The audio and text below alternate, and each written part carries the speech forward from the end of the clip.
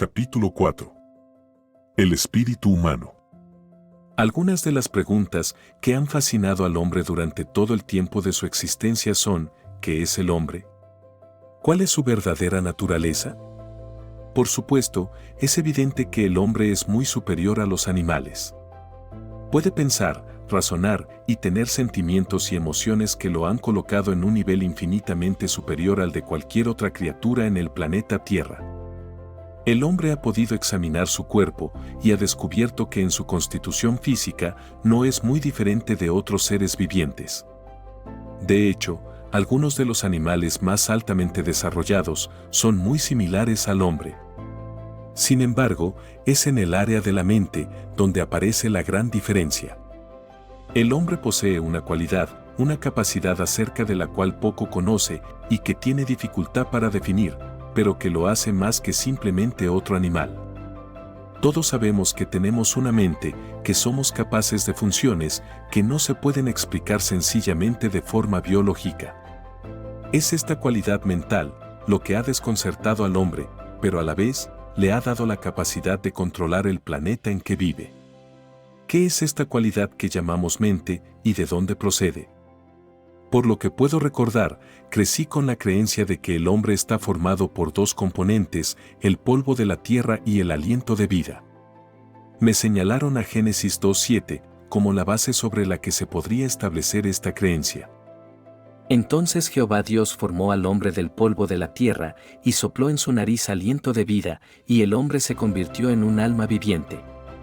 Esta idea parecía tener sentido. Era fácil imaginar lo que había sucedido cuando el hombre fue creado. Primero que todo, allí yacía el cuerpo sin vida, formado del polvo. Luego Dios comenzó el proceso de la respiración, y cuando el hombre comenzó a respirar, se convirtió en un alma viviente. De manera que me dieron a entender que el hombre no es más que un pedazo de tierra que respira. Tal vez no todo el mundo fue educado de esta manera, pero en la situación religiosa en la que me crié, esta era la manera de enseñarlo. Siempre pensamos que era importante que la gente entendiese esto. Cuando me convertí, a los 22 años, se me ocurrió una pregunta para la cual no podía encontrar respuesta. La pregunta es esta: si fuese a morir, ¿sería yo personalmente quien regresaría en la resurrección?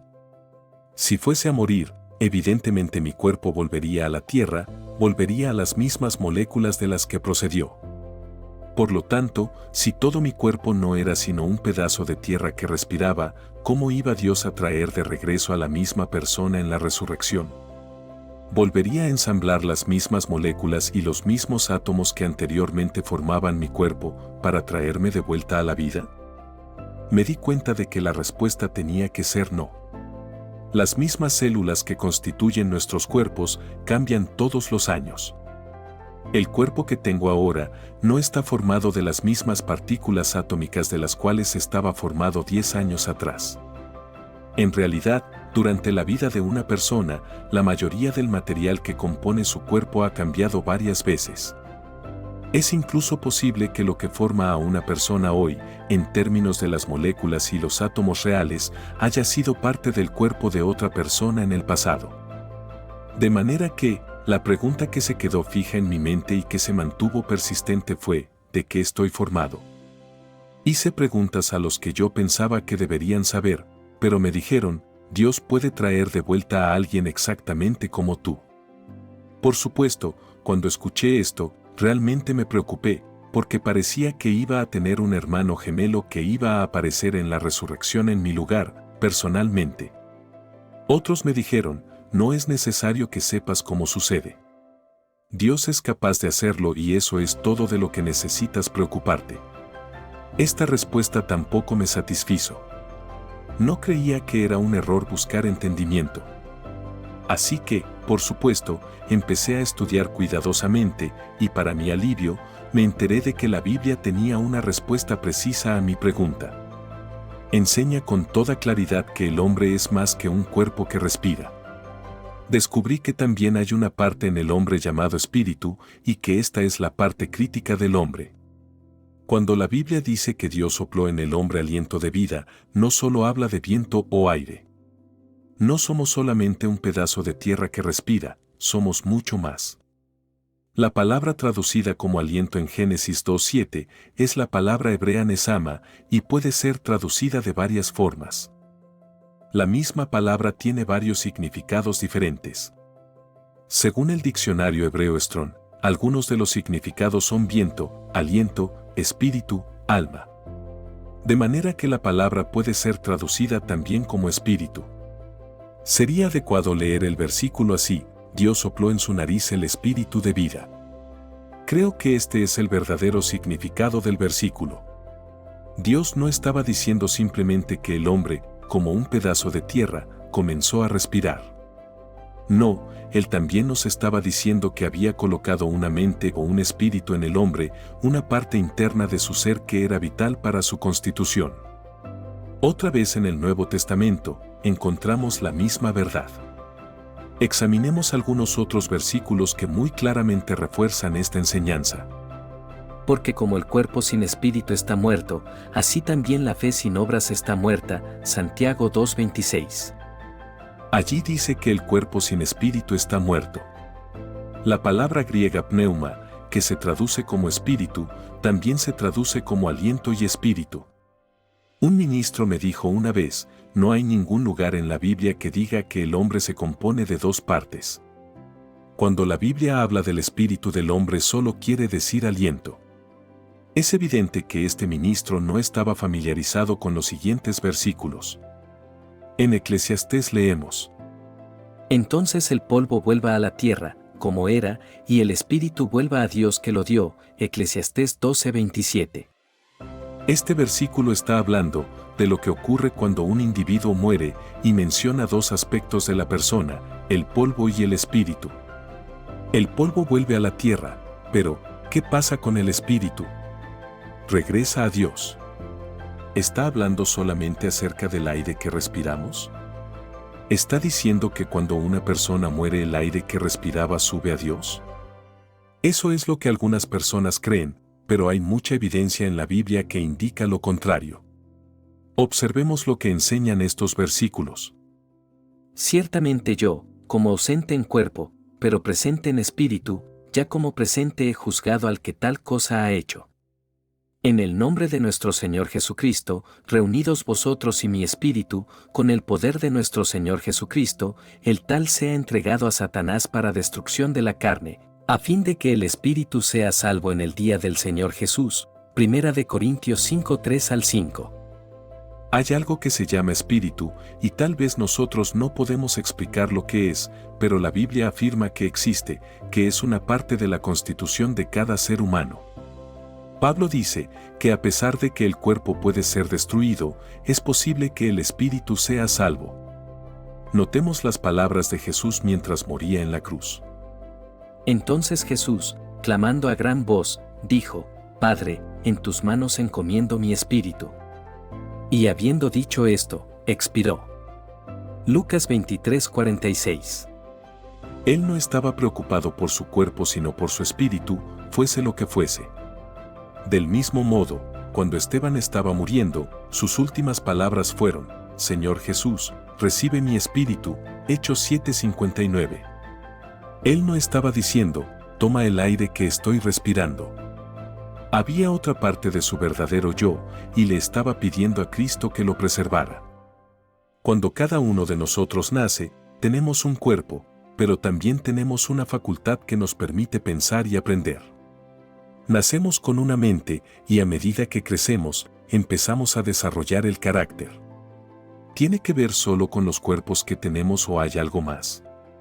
Cuando un niño nace, comienza a comportarse de cierta manera y no tiene que ver solamente con la clase de cuerpo que posee. Aún los gemelos idénticos desarrollan personalidades diferentes, es algo más que simplemente el cuerpo. A veces lo llamamos mente, a veces lo llamamos espíritu, pero todos sabemos que estos cuerpos no son nuestra verdadera identidad. No son el componente crítico que hace de nosotros lo que somos. Hay algo más. Una ilustración útil. Hace muchos años, leí una ilustración que nos da una idea razonable de la relación entre el espíritu y el cuerpo. Todos sabemos lo que es una grabadora. requiere dos componentes para poder funcionar. Uno de ellos es la grabadora misma y el otro es un cassette. Al comienzo de una presentación podemos colocar un cassette en blanco en una grabadora y presionar el botón grabar. A continuación, comenzará a grabar cualquier sonido que se genere. Al final del programa, podríamos quitar el cassette, tomar la grabadora y sepultarla a 6 pies de profundidad en el suelo. Sin embargo, mientras tengamos ese cassette, cada sonido hecho durante la presentación se conserva, y un día, si tomamos ese mismo cassette y lo ponemos en una grabadora diferente, volverá a tocar exactamente la misma cosa. Este ejemplo ilustra la relación entre el cuerpo humano y el espíritu. El espíritu se puede comparar con el cassette, mientras que el cuerpo se puede comparar con la máquina de grabación. ¿Puede funcionar el cassette sin la grabadora? No puede funcionar sin ella. No obstante, cuando uno lo pone en cualquier otra grabadora, inmediatamente lo que estaba grabado cobra vida. Si lo separas, otra vez, los dos mueren.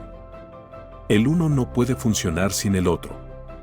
Así, durante nuestras vidas, nuestra personalidad entera y nuestro carácter están grabados en nuestro espíritu. Todo lo que hace de una persona un individuo único se imprime en su espíritu. Cuando él muere, el cuerpo vuelve a la tierra de la que procedió, pero el espíritu, la parte realmente esencial de la persona, se conserva en un estado inconsciente. Dios preserva este espíritu hasta el momento de la resurrección, cuando lo restaurará a un nuevo cuerpo. La persona entonces volverá a la vida con su exacta personalidad, su carácter, sus recuerdos, etc., a pesar de que su cuerpo será diferente. Nunca he visto un espíritu.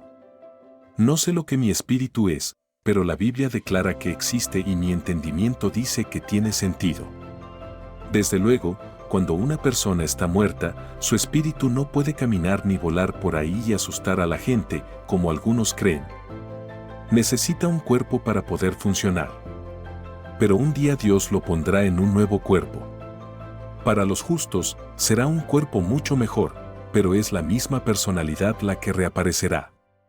Será la misma persona la que volverá, y no solo alguien exactamente como ella. Ahora bien, esta es la composición del hombre, explicada sencillamente, y cuando lo comprendemos, comenzamos a apreciar cuáles son en realidad nuestros problemas y a entender cómo abordarlos. Empezamos a entender que nuestra verdadera dificultad no es el estado de nuestros cuerpos, sino el estado de nuestros espíritus o nuestras mentes. El espíritu es lo que controla y se manifiesta a través del cuerpo. Para tratar con el problema del pecado, hay que tratarlo a nivel del espíritu. Podríamos cambiar la apariencia de nuestro cuerpo, cambiar nuestros peinados o decorar nuestros rostros. Podríamos hacer crecer nuestros músculos levantando pesas y ajustarnos físicamente, pero la verdad es que podemos hacer muy poco para cambiar la clase de espíritu con el que nacemos.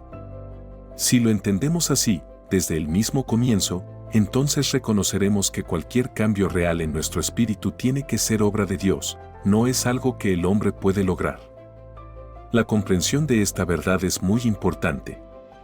No solo nos da un fundamento, desde el cual podemos comenzar a entender la naturaleza de Dios más perfectamente, sino que nos ayuda a entender cuál es en realidad nuestro problema.